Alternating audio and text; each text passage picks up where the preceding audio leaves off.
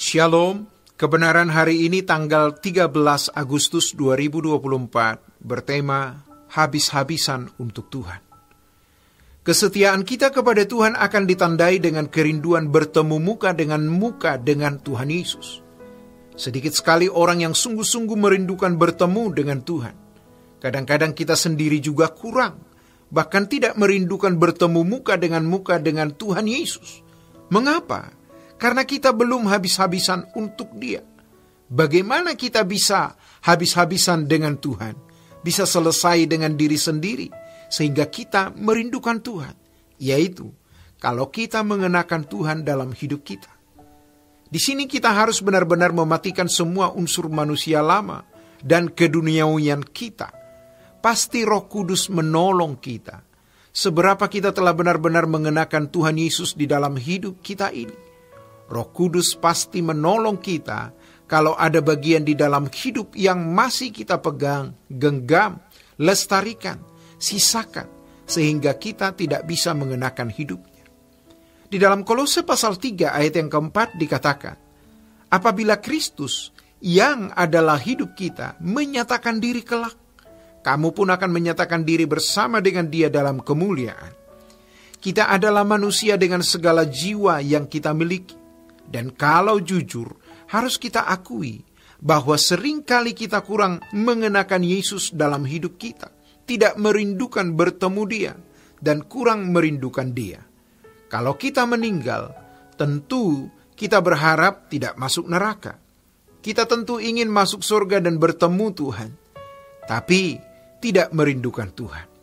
Kalau seseorang setia kepada yang dicintai dan benar-benar cintanya sepenuh diberikan kepada sosok itu, pasti dia merindukan pertemuan dengan sosok tersebut. Demikian pula kalau kita benar-benar mencintai Tuhan dan memiliki kesetiaan yang benar, pasti kita merindukan Tuhan. Bagaimana kita bisa merindukan Tuhan? Apa ukuran kesetiaan dan kecintaan kita kepada Tuhan? Tentu, kalau kita mau habis-habisan, mau selesai dengan diri kita. Jadi kalau kita masih mengenakan diri kita sendiri, kita mungkin rindu bertemu Tuhan. Tapi ketika kita menanggalkan keinginan-keinginan duniawi, keinginan-keinginan dosa, baru kita bisa merindukan Tuhan Yesus, sehingga kita layak menjadi anak-anak Allah. Yang disebut anak-anak Allah itu, jika Roh Allah diam di dalam dirinya.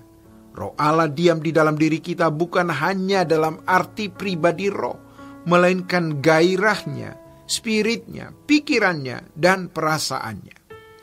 Dan sebenarnya, ini merupakan proses awal yang Allah kehendaki ketika Allah menciptakan manusia segambar dengan Dia, yaitu memiliki pikiran dan perasaan Allah.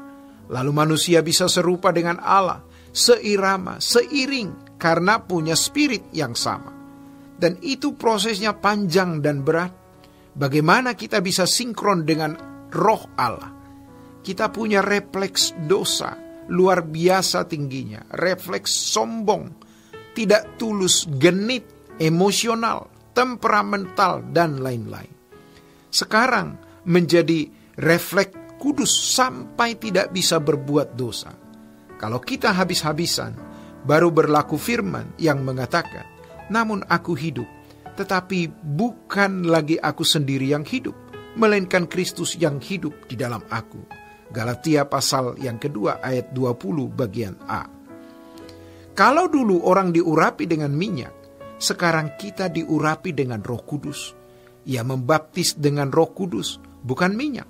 Bukan pula Roh Kudus sesaat yang membuat kita berbahasa roh, tapi Roh Kudus yang menuntun kepada seluruh kebenaran, yang membuat kita bisa mengerti pikiran dan perasaan Allah. Karena Roh Kudus itu adalah rohnya Allah, bukan roh pribadi lain. Sekarang kita mau apa? Mengenakan Tuhan itu yang bagaimana? Mengenakan Tuhan itu tidak melukai orang, berbelas kasihan kepada sesama, memedulikan sesama. Tanya diri sendiri, kita sudah berbuat apa? Setialah mencintai Tuhan. Apa buktinya? Kenakan hidupnya. Kalau sampai begitu, mau apa lagi? Mari kita hidup kudus, tak bercacat, tak bercela. Kita harus selalu dengar firman, doa, puasa, doa bersama. Sehingga Tuhan yang hidup di dalam diri kita, dan kita menjadi anak-anak Allah. Daging kita belum mati. Mati total itu waktu kita mati nanti. Tapi harus sampai tingkat di mana dia tidak berdaya lagi walaupun mengenakan tubuh dosa. Mesti begitu. Sampai kita berkata, aku mau tanggalkan tubuh ini dan mengenakan tubuh yang baru. Di dalam 2 Korintus pasal 5 ayat 1 sampai ayat yang ke-7. Jadi sekarang kita bisa mengerti kenapa Paulus berkata, aku ingin segera menanggalkan tubuh yang lama ini. Dia tidak berdosa, tapi dia tahu masih ada di dalam tubuh dosa. Maka kita harus siap kalau suatu hari nanti Tuhan panggil. Dan bukan hanya siap, tapi merindukan Tuhan. Tapi kita tidak akan merindukan Tuhan kalau kita tidak mengenakan hidupnya. Demikianlah kebenaran hari ini. Tuhan Yesus memberkati. Sola Gracia.